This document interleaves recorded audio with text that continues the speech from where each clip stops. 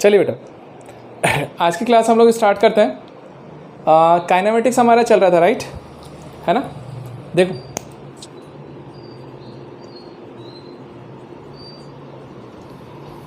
Kinematics हमारा portion हम लोगों ने स्टार्ट किया था लास्ट क्लास में, और काइनेमेटिक्स में हमने सिर्फ अभी इतना देखा था कि मैंने बताया था एग्जैक्टली कि रेस्ट का मीनिंग क्या होता है, मोशन का मीनिंग क्या होता है, पॉइंट ऑब्जेक्ट का मतलब क्या होता है हमारे लिए, है ना।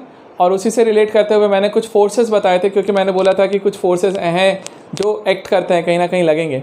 तो मैं अभी आपको बताऊंगा, उसके प्रॉब्लम्स भी करवाऊंगा, तो मज़ा आएगा आपको, ठीक है। अब सुनो मेरी बात ध्यान से, क्या है, चलेगा। अब हम आज की क्लास स्टार्ट करते हैं, और हम कहाँ से स्टार्ट कर रहे हैं बेटा, ध्यान से देखिएगा। एक छोटा सा कॉन्सेप्ट था जो हमने पहले पढ़ा था, बट ये जो बच्चे नए हैं उनके लिए मैं एक बार रिपीट करना चाह रहा हूँ, कि रिपीट करके फिर मैं उस पर आगे बढ़ रहा हूँ, ठीक है। वो हमारा ये था, वेक्टर का रिजोल्यूशन हमने देखा था। वेक्टर रिजोल्यूशन याद है, एक हॉरिजॉन्टल कंपोनेंट और एक वर्टिकल कंपोनेंट।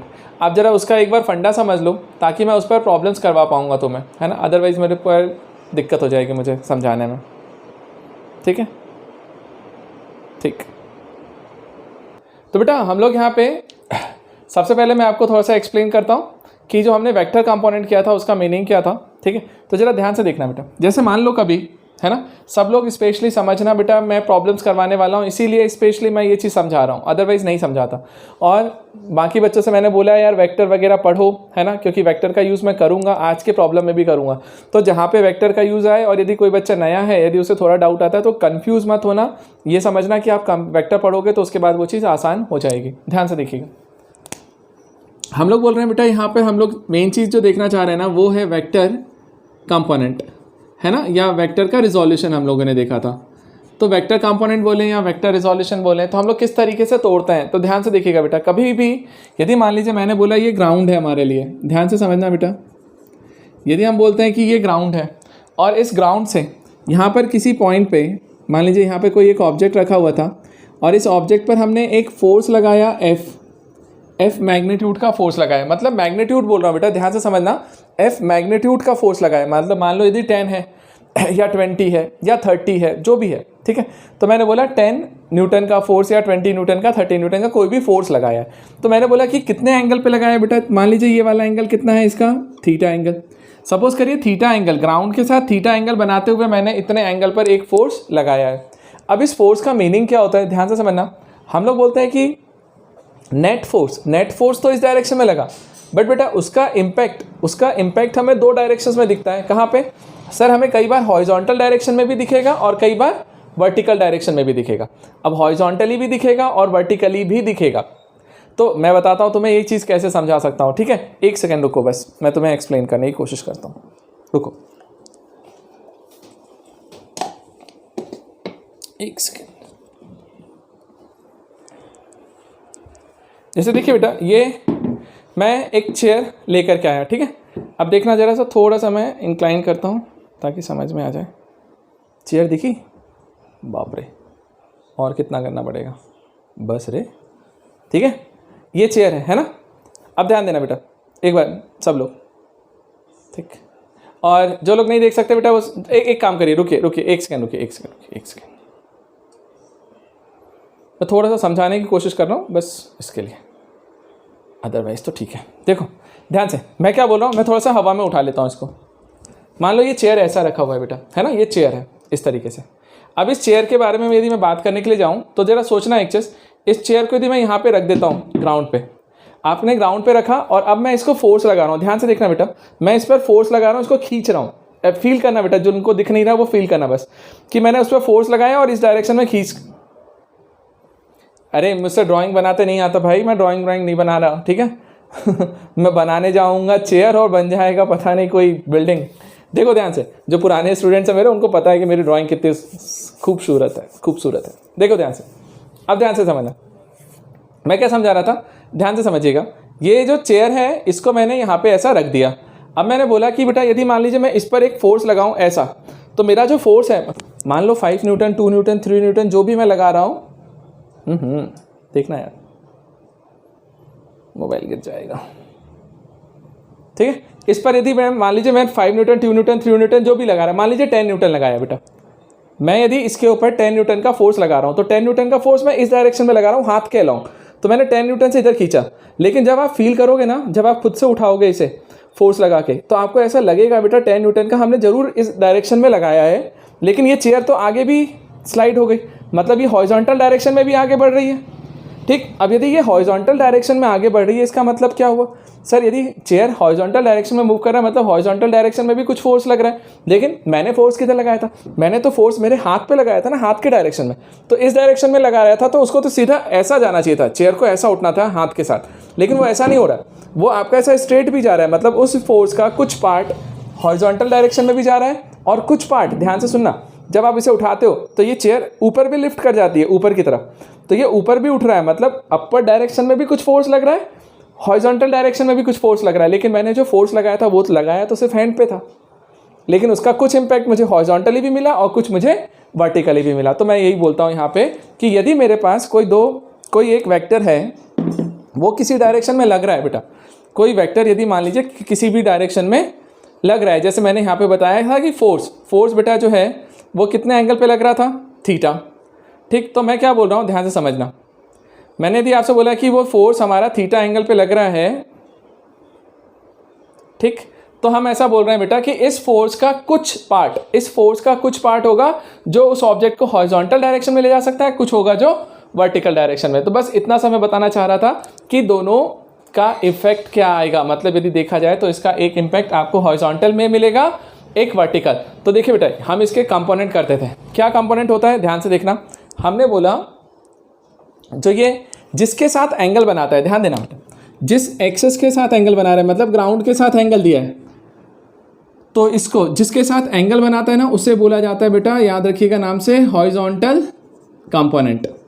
ये मेरा क्या होता है, हॉरिजॉन्टल कंपोनेंट।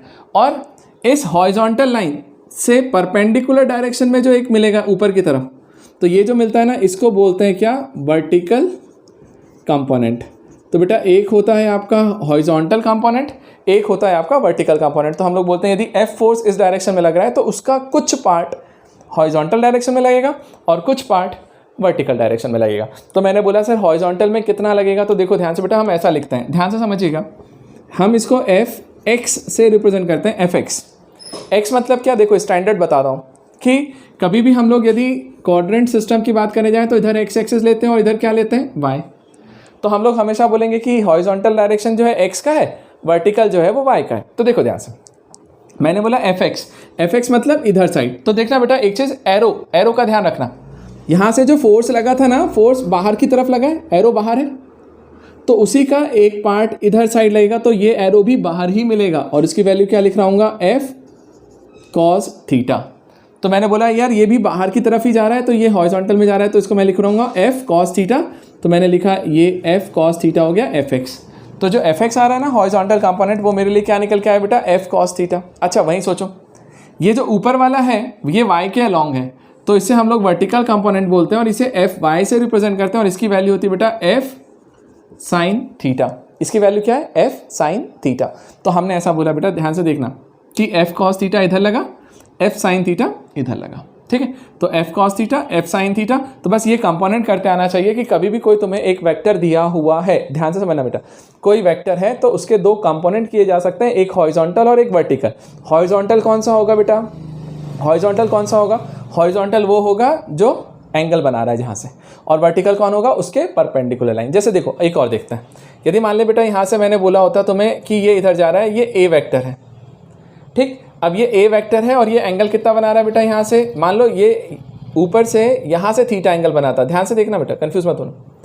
मैंने बोला कि यहाँ इस वाली लाइन के साथ वो थीटा एंगल बना रहा है, तो इसका एक कंपोनेंट जो हॉरिजॉन्टल वाला होगा ना, वो एरो बाहर ही रहेगा, लेकिन ये बनेगा ए कॉस थीटा, जिसके साथ एंगल बने वो कॉस थीटा है ना। तो ए कॉस थीटा और इसके परपेंडिकुलर जो बनेगा वो बनेगा आपका ए साइन थीटा। तो एक हम लिखते हैं हॉरिजॉन्टल कंपोनेंट, एक हम लिखते हैं वर्टिकल कंपोनेंट। तो मुझे बताओ क्या कि यदि तुम्हें कोई एक वेक्टर दे दिया जाए तो क्या हम उसके कंपोनेंट पहचान सकते हैं कि एक हॉरिजॉन्टल कंपोनेंट भी लग सकता है सर, एक वर्टिकल कंपोनेंट भी लग सकता है। मैं अभी एक आधी क्वेश्चंस करवाऊंगा थोड़ी देर से, जरा से पहले कॉन्सेप्ट बताऊं उसके बाद में, तो आपको मज़ा आएगा उसमें। लेकिन यदि तभी आएगा जब आपको ये चीज़ समझ में आएगी। हाँ जी, अभी समझ में आया क्या। और जो न्यू स्टूडेंट्स हैं उनको मैं अभी भी बोल रहा हूँ बेटा कि थोड़ा कम समझ आएगा क्योंकि आपने वेक्टर नहीं देखा है। आप वेक्टर के लेक्चर्स अटेंड करो, चैनल पे पड़े हुए हैं, चैनल पे सब रखे हुए हैं आपके पास। क्लियर है? आइए अब बेटा, अब हम लोग यहाँ पे टॉपिक स्टार्ट कर रहे हैं। ठीक, काइनेमेटिक्स में देखो मैंने वेक्टर रिजोल्यूशन समझा दिया तुम्हें, थोड़ा सा शॉर्ट में बताया, मैंने पूरा नहीं बताया। पूरा देखना है आप वेक्टर वाले लेक्चर्स में देखिए। मैं आपको ये बता रहा हूँ, अब हम लोग जा रहे हैं डिस्टेंस, डिस्प्लेसमेंट, स्पीड, वेलोसिटी, इन सारे फंडे पर। मतलब अब हम काइनेमेटिक्स में एंटर करने वाले हैं। तो जरा देखो, मैं बहुत सारा, अच्छा एक चीज़ का ध्यान से सुनना मेरी बात बेटा।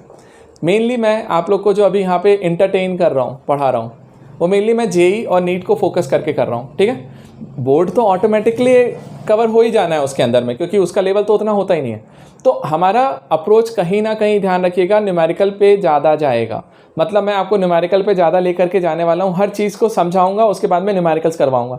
तो थोड़ा सा यूज टू हो जाना, यदि यूज टू हो गए ना एक बार तो यार अच्छा खासा रिजल्ट लेके आओगे। ठीक, बच्चे इसी में अटकते हैं, तो ध्यान से देखते रहिएगा, समझते हैं। देखो अब हम लोग जा रहे हैं बेटा डिस्टेंस। सबसे पहला टॉपिक हम लोग यहाँ पे कवर करते हैं, डिस्टेंस क्या होता है, देन डिस्प्लेसमेंट क्या होता है, उसके बाद में कुछ प्रॉब्लम्स करवाता हूँ आपको। ध्यान से देखिएगा, डिस्टेंस क्या होता है भाई, टोटल लेंथ कवर्ड जो है, अरे हम 9th में पढ़ते आ रहे हैं, इसको ज़्यादा अच्छे से नहीं समझाऊंगा मैं। Total length covered by a particle. ठीक, तो बेटा किसी भी पार्टिकल से जो टोटल लेंथ कवर करता है ना, कोई भी पार्टिकल जो टोटल लेंथ कवर कर रहा होता है उसी को हम लोग क्या बोलते हैं, उसका डिस्टेंस, टोटल लेंथ। अब जरा ध्यान से समझिएगा मेरी बात को, ध्यान देना। जैसे मान लो बेटा मैंने ये बोला कि इनिशियली एक पॉइंट ए था, ध्यान देना, इनिशियल एक पॉइंट है ए, एक फाइनल पॉइंट है बी। ध्यान से समझना, सब समझ में आएगा।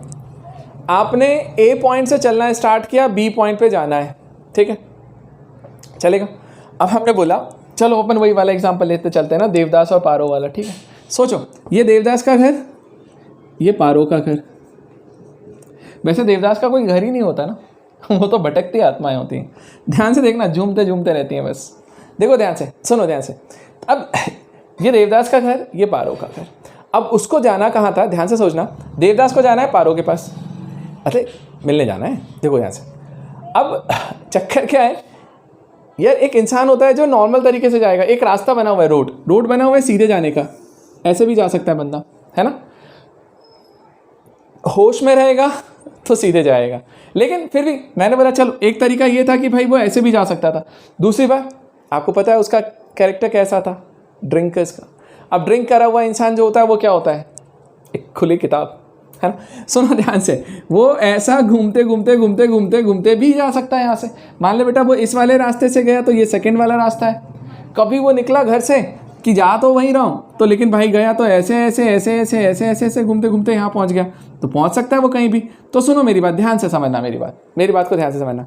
हाँ, मेरा कहने का मतलब ये है कि वो यदि ए से स्टार्ट होकर के बी पॉइंट पे जाना चाहता है और कहीं से भी जाए, मुझे कोई फ़र्क नहीं पड़ता। तो ठीक जैसे वो पहले वाले पे गया तो देखो इसमें उसने कम लेंथ ट्रैवल किया होगा, सेकेंड वाले पाथ पे गया तो लेंथ अलग है, थर्ड वाले पाथ पे गया तो लेंथ अलग है। मतलब जब हम लेंथ निकालने जाते हैं ना यहाँ पे, तो लेंथ हर केस में डिफरेंट मिल रहा है। तो हम क्या बोल रहे हैं बेटा, जो डिस्टेंस होता है ना वो क्या होता है, total length covered by a particle. तो वो पार्टिकल हमारा देवदास है। तो हमने बोला कि बेटा वो जो है ये इससे जितना भी डिस्टेंस ट्रैवल किया होगा ना, जितना भी लेंथ ट्रैवल किया वही डिस्टेंस है। तो इस टाइम पे ये वाला डिस्टेंस है उसका, सेकंड टाइम पे जितना लेंथ ट्रैवल किया वो डिस्टेंस है, थर्ड टाइम पे जो लेंथ ट्रैवल किया वो डिस्टेंस है। मतलब देखो एक चीज़ यहाँ पर, ये इस बात पर डिपेंड नहीं करता कि इसका डायरेक्शन क्या है। मतलब वो बंदा यहाँ से निकला जरूर था और यहाँ पहुँचा भी है, लेकिन वो कहाँ से घूमते हुए जा रहा है मुझे कोई मतलब नहीं, उसको जहाँ जाना है वहाँ से जाए। बट जितना लेंथ ट्रैवल किया ना उसको मैं बोलूँगा कि यार वो उसका डिस्टेंस है। तो ध्यान रखिएगा, जो डिस्टेंस है वो स्केलर क्वांटिटी है, वो वेक्टर क्वांटिटी नहीं है। तो पहली पॉइंट हमारे पास यहाँ से निकल के आता है, सर जो डिस्टेंस है वो हमारा कैसा है, स्केलर क्वांटिटी है। स्केलर क्वांटिटी का मतलब होता है जिसमें डायरेक्शन की जरूरत नहीं होती। मतलब किसी भी डायरेक्शन से जा भाई, मुझे बस लेंथ बता दे कि लेंथ कितना ट्रैवल किया, जितना लेंथ ट्रैवल किया वो उसका डिस्टेंस। तो मैंने बोला ये इसका डिस्टेंस है, ठीक है। जैसे देखो एक और एग्जाम्पल देखते हैं, यहीं से मान लो बेटा एक बंदा ए से स्टार्ट किया चलना, ठीक है, वो यहाँ से निकला 3 मीटर ट्रैवल किया, बी पे पहुंचा, फिर यहाँ से निकला 4 मीटर ट्रैवल किया, सी पे पहुंचा, और फिर ए से सी से निकला और सी से कहाँ पहुंच गया, ए पे, तो मैंने बोला 5 मीटर ट्रैवल किया। ठीक, अब यदि मैं तुमसे बोलूँ इस कंडीशन में कि यार बच्चे बताओ कि यहाँ पर डिस्टेंस कितना ट्रैवल किया बंदे ने पार्टिकल ने कितना डिस्टेंस ट्रैवल किया, तो कहाँ से स्टार्ट किया था बेटा, ए से, फाइनली कहाँ घूम के आया, ए पर। तो ये ना ना ना ना ना ना ना ना ना ना ना गलत आंसर दे रहे हो। सुनो, तो यदि यहाँ से हाथ की बात करने जा रहा हूँ तो मैं यदि इस वाले केस में डिस्टेंस निकालने जाऊँगा ना, मुझे कोई मतलब नहीं बेटा कि वो कहाँ से चला कहाँ पे ख़त्म हुआ। Total length covered by the particle, मतलब टोटल लेंथ कितना ट्रैवल किया भाई, इधर से गया तो 3 मीटर, इधर से गया तो 4 मीटर, इधर से गया तो 5 मीटर, 5 + 4 9 + 3 12 मीटर, मतलब टोटल वो 12 मीटर का डिस्टेंस ट्रैवल किया है। तो यहाँ पर डिस्टेंस जो है वो हमारा क्या आएगा, 12। मतलब डिस्टेंस निकालते समय बिल्कुल मत सोचो बेटा कि वो कि कहाँ कौन सा डायरेक्शन में गया, कहीं भी जाए, मुझे तो सिर्फ उसका लेंथ कवर कर बताना है कि लेंथ कितना कवर किया, जितना लेंथ कवर किया होगा वो उसका डिस्टेंस है। तो बेटा ये डिस्टेंस है, ठीक है। अब मुझे बताओ एक चीज़ ध्यान से, क्या मैं ऐसा बोल सकता हूँ डिस्टेंस जो है बेटा can neither be negative nor zero. मुझे सोचिए एक चीज़ बताइए, क्या हम बोल सकते हैं कि डिस्टेंस जो है वो कभी नेगेटिव नहीं होगा और कभी ज़ीरो नहीं होगा। डिस्टेंस की वैल्यू कभी भी नेगेटिव और ज़ीरो हो ही नहीं सकती, क्योंकि डिस्टेंस क्या है, लेंथ। अब बेटा यदि मैं यहीं पे खड़ा हूँ, यहीं का यहीं, मैं हिला ही नहीं तो मैं चला ही नहीं, और मैं चला ही नहीं तो क्या डिस्टेंस होगा, डिस्टेंस ज़ीरो। मतलब मेरा डिस्टेंस ज़ीरो है तो मतलब ज़ीरो का मतलब कोई सेंस नहीं है, मतलब बंदा रेस्ट पे है। तो मैं बोलता हूँ कि यार डिस्टेंस की वैल्यू ज़ीरो हो सकती है, फिर भी मैं बोलता हूँ कि डिस्टेंस की वैल्यू ज़ीरो हो सकती है, बट वो कभी भी नेगेटिव तो नहीं होगी, क्योंकि नेगेटिव में लेंथ कौन सा होता है मुझे बताओ। यार मान ले यहाँ से चला, कहीं भी चला, इधर चला या इधर चला या इधर चला, मैं इधर चला मैं उधर चला, जाने कहाँ मैं किधर चला, सुनो ध्यान से, जिधर भी चला बट चला। यदि मैं चला इसका मतलब है कि मैंने कुछ ना कुछ लेंथ ट्रैवल किया है, लेंथ ट्रैवल किया है तो वो चीज़ कभी नेगेटिव नहीं हो सकती। ठीक है बेटा, तो मैंने एक चीज़ बोला कि ये चीज़ नेगेटिव नहीं है, ठीक, एक ये फंडा मैंने आपको क्लियर किया। दूसरी चीज़ देखो, दूसरी चीज़ ध्यान से, मैंने बोला एक तो ये चीज़ क्लियर करके रखिए, दूसरा फंडा देखिए, एक सेकेंड रुकना बेटा, ठीक है बेटा। अब देखिए ध्यान से, यहाँ पे हमने ये बोला, ये टोटल वाला फंडा हो गया। अगला केस देखो एक चीज़ और क्या, मुझे बताओ यदि मैं इसकी यूनिट बोलने जाऊँ डिस्टेंस की, तो बेटा डिस्टेंस की यूनिट कौन सी होगी, मीटर। लेंथ है, लेंथ को किस में मेजर करते हो, मीटर, याद है, यूनिट एंड डायमेंशन में हमने पढ़ा है पूरा, है ना। तो हम क्या बोलते हैं बेटा, इसकी जो यूनिट है वो क्या बनती है, मीटर, और ये कौन सी यूनिट है, एसआई यूनिट। इसको क्या बोलते थे, एसआई यूनिट, स्टैंडर्ड यूनिट, है ना। तो स्टैंडर्ड यूनिट में जब हम लोग लिखने जाते हैं ना, या एमकेएस सिस्टम भी बोलते हैं इसको, ठीक है, और आप इसे एमकेएस सिस्टम भी बोल सकते हो, ठीक। तो दोनों में एमकेएस बोलो या एसआई यूनिट बोलो, दोनों कंडीशन में जो उसकी यूनिट है वो क्या है, मीटर, ठीक। और सीजीएस में, सीजीएस सिस्टम में बेटा इसी चीज़ को क्या बोलते थे, याद करो, सीजीएस में उसी चीज़ को हम लोग किस में मेजर करते हैं, सेंटीमीटर में, ठीक है। चलो सेंटीमीटर भी हो गया। अच्छा, जिन लोगों ने यूनिट एंड डायमेंशन पढ़ा है तो सोचो इसी का डायमेंशनल फॉर्मूला क्या है, ध्यान से देखना बेटा। डायमेंशनल फॉर्मूला जो होगा वो क्या होगा, क्योंकि ये लेंथ है, लेंथ को हम किससे रिप्रेजेंट करते हैं, सिंपली एल से, उसके अलावा कुछ होता नहीं। हाँ बेटा, तो हम इसको क्या लिखेंगे, सिंपल एल, या फिर इसी को आप ऐसा लिख सकते हैं m0 l t0, चलेगा, m0 l t0। तो ये इसका सिंपल डायमेंशनल फॉर्मूला निकल के आ गया। इतनी सी चीज़ें हैं जो आपको ध्यान रखनी है। मुझे बताओ क्या डिस्टेंस का फंडा क्लियर है, छोटा सा देखो यार, 9th का है, और इसके अलावा भी बहुत सारे पॉइंट हो सकते हैं जो तुम्हें पता है, जब प्रॉब्लम्स आएंगे उसके साथ में डील करेंगे हम। मतलब इस टॉपिक को खींचने का मतलब नहीं है ना, 9th का क्लास का टॉपिक है, इसमें क्या इतना खींचना। हाँ चल, अब देखो, अभी आपको मैंने डिस्टेंस बताया, अब आ जाते हैं अपन पहले डिस्प्लेसमेंट पे, फिर अपन समझते हैं और कुछ प्रॉब्लम्स करते हैं। ध्यान दें,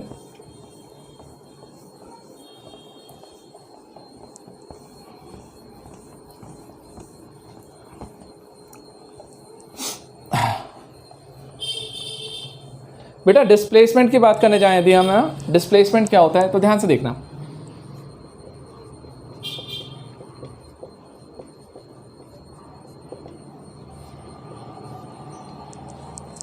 अब ध्यान से देखो कि डिस्प्लेसमेंट क्या है हमारे लिए, ध्यान देना बेटा।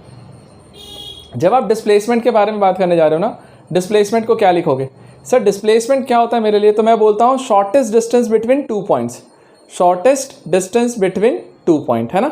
तो देखो मैं सिंपल वही लिखता हूँ और इसको एक्सप्लेन करता हूँ तुम्हें। Shortest distance between 2 points. अब जरा ध्यान से समझना, मैं तुम्हें क्लियर कर देता हूँ, ध्यान से समझ। मान ले बेटा ये ए पॉइंट था, ए से चलना स्टार्ट किया, फाइनल टारगेट उसका बी का घर है, ठीक है, बी पे पहुंचा। अब सुनो ध्यान से समझना, मैंने यदि उससे बोला, जिससे भी बोला कि यार देखो शॉर्टेस्ट पाथ पे जाना है, शॉर्टेस्ट पाथ पे जाना है, तो जरा सोचो शॉर्टेस्ट पाथ तो ये सीधा है ना, स्ट्रेट, जो ये स्ट्रेट लेंथ आएगा, ध्यान से देखना बेटा, ध्यान से समझ लेना इस चीज़ को, क्या बोल रहा हूँ कि यदि हम, ध्यान से देखना बेटा क्या बोल रहा हूँ, यदि हम स्ट्रेट जा रहे हैं ए से बी पे, ए से बी पे, तभी तो शॉर्टेस्ट पाथ पे जाएंगे ना। मान लीजिए मैंने बोला कि ये 5 मीटर है ना डिस्टेंस।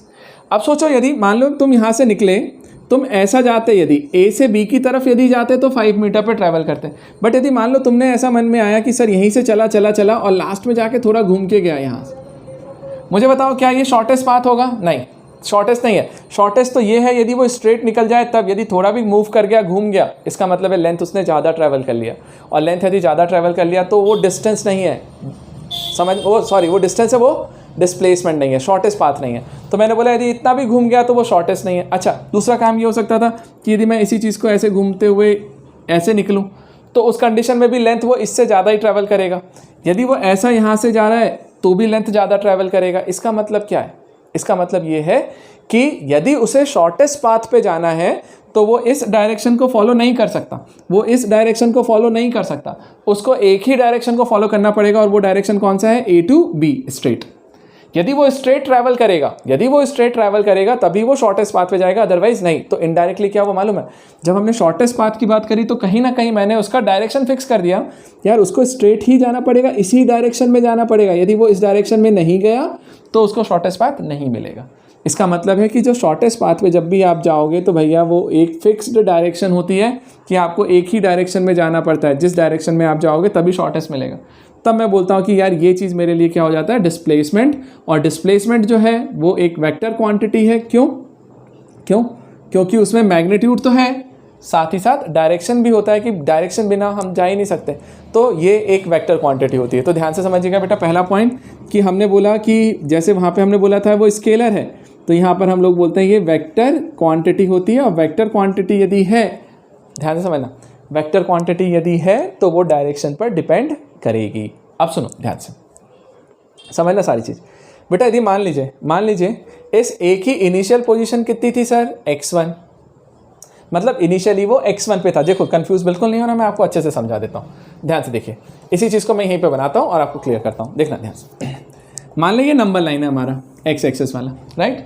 मान लो ये ओरिजिन है, यहाँ से मैंने बोला कि initially x equal to x1 पे एक पार्टिकल था a पॉइंट पे, वो वहाँ से चलना स्टार्ट किया, कहाँ पहुँच गया भाई? b पॉइंट पे, और b जो है वो कहाँ है? x इक्वल टू x2 पे।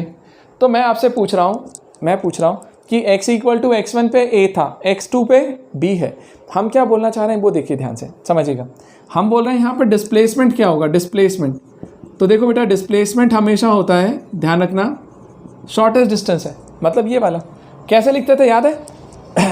Final minus initial. तो हम सिंपल सा इतना ही लिखने वाले हैं फॉर्मूला बेटा, final position minus initial position. तो जब हम final position minus initial position करेंगे ना, फाइनल माइनस इनिशियल, तो हमें डिस्प्लेसमेंट मिलेगा। तो बेटा देखो डिस्प्लेसमेंट का जो फॉर्मूला निकल के आया वो आपका फाइनल पोजीशन कौन सा है? x2, इनिशियल कौन सा है? x1। तो हम यही लिख रहे हैं ना, हमने लिखा है x2 माइनस x1। तो ये हमारे लिए डिस्प्लेसमेंट निकल के आता है। डिस्प्लेसमेंट कभी भी निकालना हो तो फाइनल माइनस इनिशियल कर दो, आपका आंसर आ जाएगा। फाइनल माइनस इनिशियल करो तब मिलेगा, ठीक है। अब सुनो मेरी बात ध्यान से, ये एक वेक्टर क्वांटिटी हो गई, ठीक। फॉर्मूला मेरे पास आ गया डिस्प्लेसमेंट का sir, final position minus initial position. तो मेन फॉर्मूला तो यही है, इसी में हम वैल्यूज पुट करेंगे और आंसर लेकर के आएंगे। अच्छा तीसरी चीज़ देखो, तीसरी चीज़ मुझे बताना एक चीज़ ध्यान से। सबसे पहले तो यूनिट की बात कर लें, मुझे बताओ यूनिट क्या होगा? यूनिट क्या होगा अब बताओ यार। डिस्टेंस को यदि मेजर करने जाते हो तो भी लेंथ है, डिस्टेंस भी एक लेंथ है, डिस्प्लेसमेंट भी एक लेंथ है, और लेंथ को हम मीटर में मेजर करते हैं। तो यहाँ पर भी यूनिट वही रहेगा, बिल्कुल बिल्कुल यूनिट क्या है, मीटर, बट ये कौन सा वाला स्टैंडर्ड यूनिट में है, ठीक। चलो, या फिर आप इसी को सेंटीमीटर बोल सकते हो, वो CGS में है। चलो, तीसरी चीज, इसका डायमेंशनल फॉर्मूला यदि लिखा जाए, डायमेंशनल फॉर्मूला, तो इसका डायमेंशनल फॉर्मूला क्या निकलेगा मुझे बताइए। तो मैं बोलूँगा M0L/T0, क्योंकि लेंथ ही तो है। हाँ, M0L/T0 सबको क्लियर है, ठीक है। चलो, अब यहाँ तक तो हो गया। अब मैं अगला फंडा बोल रहा हूँ, ध्यान से समझना।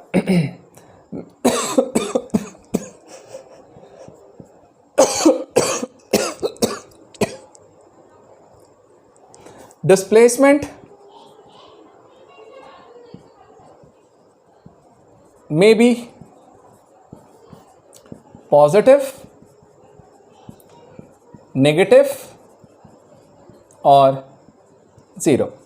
मतलब हम ऐसा बोल रहे हैं, जो डिस्प्लेसमेंट है डिस्प्लेसमेंट है वो ज़ीरो भी हो सकता है, नेगेटिव भी हो सकता है और पॉजिटिव भी हो सकता है, तीनों चीज़ें वैलिड है। जैसे देखो, एक एग्जांपल लेते हैं, एक एग्जांपल के थ्रू मैं आपको क्लियर कर देता हूँ, ध्यान देना। सबसे पहली बार हमने बोला, मान लीजिए बेटा वो क्या था, इनिशियली ए पे था, फाइनली बी पे पहुंचा, ठीक है। मैंने बोला इनिशियली बेटा वो x = 1 पे था और फाइनली वो x = 10 पे था। अब पहला वाला जर्नी बोल रहा हूँ, पहली जर्नी की बात करूँ। मैंने बोला a से b पे गया, वो a से b पे। अब इस टाइम पर डिस्प्लेसमेंट निकालो, तो इस टाइम पर इसका जो डिस्प्लेसमेंट आएगा d, कितना आएगा डिस्प्लेसमेंट, हम क्या लिखेंगे बेटा, फाइनल माइनस इनिशियल। फाइनली कहाँ है बताओ, फाइनली वो 10 पे पहुँचा है, तो फाइनल पोजीशन 10, इनिशियल पोजीशन कितना था, इनिशियली कितना था 1 पे, तो 10 - 1, तो आंसर इज 9। तो मैंने बोला डिस्प्लेसमेंट कितना आया, 9। अच्छा, 9 कैसा है, पॉजिटिव आंसर, चलेगा। दूसरा देखो, सेकंड जर्नी मैंने इसी में बोल दी, ऐसी वाली, रिटर्न जर्नी। अब रिटर्न जर्नी की बात कर रहा हूँ, तो देखो बी पे इनिशियली था, देखो पहला बंदा यहाँ से गया बी पे पहुँचा, अब बी से वापस ए पे जा रहा है, तो बी की पोजीशन कितनी है, इनिशियली 10, फाइनली 1, तो 10 से वो 1 पे जा रहा है, 10 से 1 पे जा रहा है। इस टाइम पर डिस्प्लेसमेंट निकालो, तो फाइनल वाला कौन सा आएगा सर, 1, क्योंकि फाइनली 1 पे, तो 1 माइनस इनिशियल कौन सा है, 10, तो मैंने बोला -9। तो सर यहाँ पे नेगेटिव भी मिल गया, मतलब डिस्प्लेसमेंट की वैल्यू पॉजिटिव भी है, नेगेटिव भी है, हाँ पॉजिटिव भी है, नेगेटिव भी है, और लास्ट वाली फंडा क्या, ज़ीरो भी बना सकता हूँ। कब, जैसे मान लो मैंने बोला कि ए से चला, ध्यान देना, ध्यान से देखना, ए से चला, पहुँचा बी पे, तो भैया ए से बी पे गया और बी से रिटर्न मार करके वापस ए पे पहुँच गया, समझे मेरी बात, ए से बी पे गया और बी से रिटर्न मार के वापस ए पे पहुँच गया। तो अब यदि डिस्प्लेसमेंट लिखने जाऊँ तो क्या लिखूँगा, 0। कैसे, फाइनली कहाँ है, 1 पे है ना, x 1 था और यहाँ 10 था, फाइनली 1 पे और इनिशियली भी 1 पे ही था, तो 1 - 1 0, तो डिस्प्लेसमेंट 0। तो यार डिस्प्लेसमेंट जो है ना, डिस्प्लेसमेंट को हम क्या बोलते हैं कि displacement may be positive, negative और 0। मतलब डिस्प्लेसमेंट की वैल्यू तीनों आ सकती है, बट डिस्टेंस की वैल्यू कभी भी नेगेटिव नहीं आती, वो हमेशा पॉजिटिव हो सकता है और 0 हो सकता है, 0 हो सकता है उसमें। मुझे बताइए कि आपको ये इतना फंडा क्लियर है, तो एक पॉइंट और बताऊं और फिर प्रॉब्लम्स करते हैं। एक दो पॉइंट के बाद एक दो पॉइंट बता करके फिर प्रॉब्लम्स पे लाता हूँ। अब बेटा एक दो पॉइंट्स और देखिए, समझिए, फिर अपन आगे बढ़ते हैं। फिर मैं प्रॉब्लम्स करवाऊँगा आज, और थोड़ा सा पेशेंस रखना यार, प्रॉब्लम्स के टाइम पे थोड़ा सा पेशेंस रखना, क्योंकि प्रॉब्लम अच्छे होंगे। मुझे मालूम है कि कुछ लोग बोलेंगे कि सर बहुत ऊपर हो गए, नहीं समझ आया। बिल्कुल कॉन्फिडेंस लूज़ मत करना, वही क्वेश्चंस करवाऊंगा जो जेई और नीट वगैरह में आते हैं। और यदि आप जेई और नीट के हिसाब से प्रिपेयर कर रहे हो, तो इतना मेंटली स्ट्रांग हो जाना कि ऐसा नहीं है कि हमसे प्रॉब्लम नहीं बना, इसका मतलब हमसे जेई नहीं निकला। हम जो यहाँ पे जितने भी प्रॉब्लम्स करते हैं ना, वो स्पेशली इसलिए करते हैं आपका कॉन्फिडेंस बिल्डअप करने के लिए, कि मतलब अपने में कॉन्फिडेंस आ जाना चाहिए कि एग्जाम में जब भी प्रॉब्लम आएगा ना तो हम करेंगे। क्योंकि मुझे तो वहाँ पे मुझे ही नहीं मालूम है कि कौन सा क्वेश्चन आने वाला है, हम तो सिर्फ अभी सीख रहे हैं। तो सीखना आएगी ना, अच्छी अच्छी चीज़ें सीखो। देखो ध्यान से, अब मैं क्या बोल रहा हूँ, ध्यान से देखिएगा बेटा। अपना है टॉपिक क्या है, अब देखो ध्यान से। मैं बोल रहा हूँ, मैंने बोला यदि मान लीजिए कभी भी हम बोलने जाएं, क्या ऐसा बोल सकते हैं बेटा, जो भी पॉइंट हो आप लिख लीजिएगा, कि डिस्टेंस जो है इज ऑलवेज ग्रेटर देन और इक्वल टू डिस्प्लेसमेंट। बोलो भाई, क्या मैंने ये चीज़ सही लिखी है? क्या डिस्टेंस हमेशा डिस्प्लेसमेंट के या तो इक्वल होगा या उससे बड़ा होगा, छोटा नहीं हो सकता भाई। क्या ये पॉइंट क्लियर है? देखो कैसे, सुनना। हाँ, यदि मान लीजिए वो स्ट्रेट गया, बिल्कुल स्ट्रेट है, स्ट्रेट पाथ है बेटा, स्ट्रेट पाथ में यदि 1 पे था और ये 10 पे है, अब इस कंडीशन में सुनो मेरी बात, यदि वो स्ट्रेट जा रहा है तो सीधे जा रहा है तो लेंथ भी कितना ट्रेवल किया, ये 1 से लेके 10 मतलब 9 है ना, 9 मीटर उसने ट्रैवल किया, और डिस्प्लेसमेंट निकालूंगा तो भी 10 - 1 करेंगे तो 9 आएगा, तो दोनों की वैल्यू सेम हो जाएगी। मतलब देखो यार सीधा सा फंडा है ना, डिस्प्लेसमेंट के लिए जो जा रहा है वो भी तो लेंथ ही ट्रैवल कर रहा है ना, तो वो भी तो डिस्टेंस है। तो यदि हम डिस्प्लेसमेंट के अलॉन्ग जा रहे हैं तो हम बोलेंगे कि डिस्टेंस और डिस्प्लेसमेंट सेम है, लेकिन उसके अलावा कुछ जा रहे हो तो आप ऐसे घूमोगे। अब इस कंडीशन में बताओ, ये डिस्टेंस होगा ये ऊपर वाला, और डिस्टेंस हमेशा डिस्प्लेसमेंट से बड़ा ही आता है, तो हम बोलते हैं बेटा distance always greater than equal to displacement, है ना। और बेटा ध्यान से यहाँ पर आप मॉड लगा लीजिए, ध्यान से समझिएगा। मॉड क्यों लगाया कि सर -9 भी आएगा तो मैं सिर्फ मैग्नीट्यूड की बात कर रहा हूँ, नंबर तो 9 ही आएगा, तो मैं बोलूँगा 9 से तो डिस्टेंस बड़ा ही होगा मैग्नीट्यूड।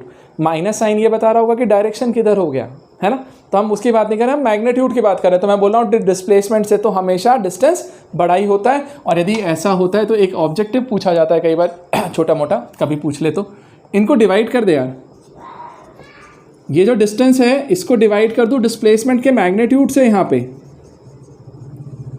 तो मुझे बताओ डिस्प्लेसमेंट के मैग्नीट्यूड से डिवाइड करेंगे तो यहाँ क्या बचेगा 1, अरे ये चीज़ इधर आ गई तो 1 बचा, तो is greater than equal to 1। और बेसिक कॉन्सेप्ट भी है यार, डिस्टेंस है न्यूमरेटर और ये डिनोमिनेटर, जितना छोटा डिनोमिनेटर होगा रेशो उतना बड़ा आएगा, तो हमेशा 1 से बड़ा मिलता है आपको यहाँ पे, तो ये एक रिलेशन होता है। अच्छा यहीं पे उल्टा भी बोल सकते हैं, देखो ध्यान से, क्या आप ऐसा भी बोल सकते थे सर कि डिस्प्लेसमेंट जो है उसका मैग्नीट्यूड हमेशा लेस देन और इक्वल टू क्या होगा, डिस्टेंस, या तो वो डिस्टेंस के बराबर होगा या उससे छोटा होगा, तो डिस्टेंस से डिवाइड कर दे। डिस्टेंस से यदि मैं डिवाइड कर दूं तो क्या लिखूंगा, displacement divided by distance is less than equal to 1। तो इसको मैंने यहाँ से डिवाइड किया तो ये पूरा किसके निकल आ गया, इक्वल, लेस देन और इक्वल टू 1। तो इस तरीके से जा करके मेरा ये फंडा क्लियर हो गया कि डिस्टेंस और डिस्प्लेसमेंट इस तरीके से होता है, ठीक है। चलेगा बेटा, क्या चलेगा,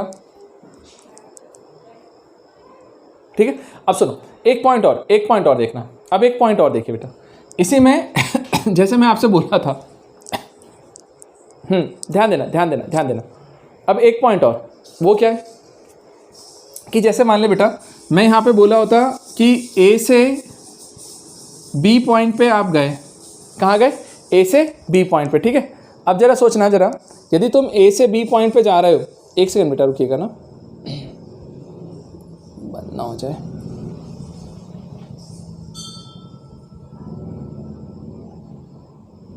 ठीक है। अब सुनिए ध्यान देना, तो हम क्या बोल रहे हैं, हम ए से बी पॉइंट पे गए इधर, फिर हम यहाँ से ऊपर गए और बी से सी पॉइंट तक पहुँचे इधर, ठीक है, ये सी पॉइंट है। अब बेटा मुझे बताओ यहाँ पे, यहाँ से मैं यदि चला 3 मीटर, इधर चला 4 मीटर, अब मैं तुमसे पूछूं कि यार मुझे बताओ डिस्प्लेसमेंट कितना होगा। ध्यान से देखना बेटा, ध्यान से सुनो मेरी बात को। इनिशियली ए पे था, ए से वो हॉरिजॉन्टल डायरेक्शन में 3 मीटर ट्रैवल किया, बी पे पहुंचा, यहाँ से बेटा 4 मीटर ट्रैवल किया, वो सी पे पहुंचा, और अब मैं क्या बोल रहा हूँ कि टोटल कितना डिस्प्लेसमेंट हुआ। तो शॉर्टेस्ट डिस्टेंस, तो शॉर्टेस्ट, एक मिनट सुनो, मैं इसका फॉर्मूला बताने वाला हूँ, ध्यान से। शॉर्टेस्ट डिस्टेंस की बात करने जा रहे हैं तो हम क्या बोलेंगे मालूम, इस ए से सी को ज्वाइन करो। ध्यान से समझना, ये इनिशियल पॉइंट था, फाइनल पॉइंट पे वो रुक गया है, अब आपको डिस्प्लेसमेंट निकालना है तो क्या करोगे, इनिशियल से फाइनल की तरफ ज्वाइन कर देना एरो लगाते हुए, क्योंकि अपन इनिशियल से फाइनल पे जाएंगे ना इधर, तो हम इस डायरेक्शन में एरो लगाते हुए गए, और अब हमने क्या बोला मालूम, ये जो लेंथ है ये मेरा डिस्प्लेसमेंट होगा, क्योंकि ये शॉर्टेस्ट पाथ है। तो याद करो, जिन लोगों ने वेक्टर पढ़ा हुआ है, ट्राइंगल लॉ था बेटा हमारे पास, ट्राइंगल लॉ से हम लोग बोलते थे ये वेक्टर और ये वेक्टर सपोर्टिव है, दोनों वेक्टर सपोर्टिव है, और ये वाला अपोज कर रहा है, तो जो अपोज करता है वो क्या होता है, वो बाकी सारे वेक्टर्स का सम। तो कभी भी रिजल्टेंट डिस्प्लेसमेंट यदि निकालना है तो हम क्या करेंगे मालूम है, हम बोलेंगे कि ये जो फाइनल वाला आ रहा है ना, ध्यान से सुन लो, मैं फिर से बोल रहा हूँ, डायरेक्शन ध्यान से सुनो। हमने बोला कि सारे वेक्टर्स का सम होता है जो रिजल्टेंट देता है, ध्यान से समझना बेटा, सारे वेक्टर्स का सम होता है जो रिजल्टेंट देता है। जस्ट इसके बाद में एक प्रॉब्लम करवाने वाला हूँ, सुनो, तो मैंने बोला पहला वेक्टर क्या था सर, ए से बी पे पहुंचा, तो मैंने लिखा ए बी वैक्टर, प्लस किया, फिर कहाँ पहुंचा, बी से सी पे, तो बी सी वैक्टर ये आ गया। और इन दोनों का रिजल्टेंट कौन देगा बेटा, जब मैं ए को सी से ज्वाइन कर दूंगा ऐसा, यहाँ से ये वाला, तो मैं बोलूँगा कि वो कौन सा वेक्टर हो गया, ए सी वैक्टर। तो ए सी वैक्टर क्या होता है, इन दोनों का रिजल्टेंट। तो ध्यान रखना बेटा कि जैसे पार्टिकल घूम रहा है ना, तो पहला वेक्टर प्लस दूसरा वेक्टर प्लस तीसरा वेक्टर प्लस चौथा वेक्टर जहाँ पे जाके रुक जाए, फिर उसको फर्स्ट से ज्वाइन कर देना, उस डायरेक्शन में जाकर के वो रिजल्टेंट होता है। तो A C vector equal to क्या निकल के आया, A B plus B C. और देखो ध्यान से, जिन लोगों ने वेक्टर रिजल्टेंट पढ़ा हुआ है, वेक्टर रिजल्टेंट का कॉन्सेप्ट, तो ध्यान से समझना, याद करो, इसका एक फॉर्मूला लिखता था मैं, ध्यान से देखिएगा बेटा सब लोग। ये एक वेक्टर है ए बी, दूसरा वेक्टर है बी सी, दोनों के बीच का एंगल है 90 डिग्री, यहाँ पे परपेंडिकुलर जा रहे थे। तो देखो बेटा, यदि मैं यहाँ पे ए सी का मैग्नीट्यूड निकालने जाऊँ ना, मैग्नीट्यूड ऑफ ए सी मतलब रिजल्टेंट, ध्यान से देखना बेटा, मैग्नीट्यूड यदि मैं निकालने जाऊँ इसका रिजल्टेंट ए सी का, तो ए सी का जो मैं रिजल्टेंट निकालने जा रहा हूँ, तो इसका फॉर्मूला क्या निकल के आता था, याद करना, हम लोग लिखते थे अंडर रूट ऑफ, ध्यान से देखिएगा बेटा, अंडर रूट ऑफ पहले वेक्टर का मैग्नीट्यूड का A square plus B square plus 2ab cos theta, right. तो हम लिख दें ए बी स्क्वायर मतलब उसका मैग्नीट्यूड का square plus B C square plus 2ab into B C into cos 90 angle जितना है 90। अब cos 90 की वैल्यू कितनी है, 0। यदि ये 0 है तो ये पूरा पोर्शन जा करके क्या हो जाएगा, 0। अब जैसे ये 0 बना तो क्या बनेगा, देखो अंडर रूट ऑफ ये बना A B square plus B C square बन गया। चलो, जैसे ये A B square plus B C square बना, अब क्या करना है, देखो वैल्यू रख दे, रखो, कितना आएगा, under root of A B मतलब 3 का स्क्वायर प्लस 4 का स्क्वायर मतलब 25 का रूट लेंगे तो 5 मीटर, तो ये 5 आ गया। तो देखो, यदि परपेंडिकुलर वाला केस है तब तो तुम सीधे सीधे पीजीटी से निकाल सकते हो, लेकिन यदि मान लो ये परपेंडिकुलर नहीं होता, किसी एंगल पे होता, तो फिर तुम्हें रिजल्टेंट ये वाला फॉर्मूला देगा। तो इस फॉर्मूले से जा करके हम उसका रिजल्टेंट निकालने वाले हैं और हमारा आंसर आएगा। मुझे बताओ क्या समझ में आया, वाकई में बताना, सबको समझ में आएगा, किस किस को नहीं आया ये भी बताना मुझे। चलिए बेटा, कुछ बच्चों ने ना क्या कहते हैं, वेक्टर्स नहीं देखा है अभी तक, मैं उनको लेक्चर सेंड कर रहा हूँ और ग्रुप पे, चैनल पे आपके पास लेक्चर्स हैं वेक्टर्स में, जा कर के प्लीज़ देख लो यार, है ना। तो मैं नेक्स्ट वाले लेक्चर में जा कर के आपको प्रॉब्लम्स करवाता हूँ ताकि आपको समझ में तो आए, अदरवाइज़ क्या बनेगा तुमसे, ठीक है। चलो मिलते हैं बेटा नेक्स्ट क्लास में, फिर बाय। आज मेरा पूरा मूड था क्वेश्चंस करवाने का, सब कचरा कर दिया चले बाय।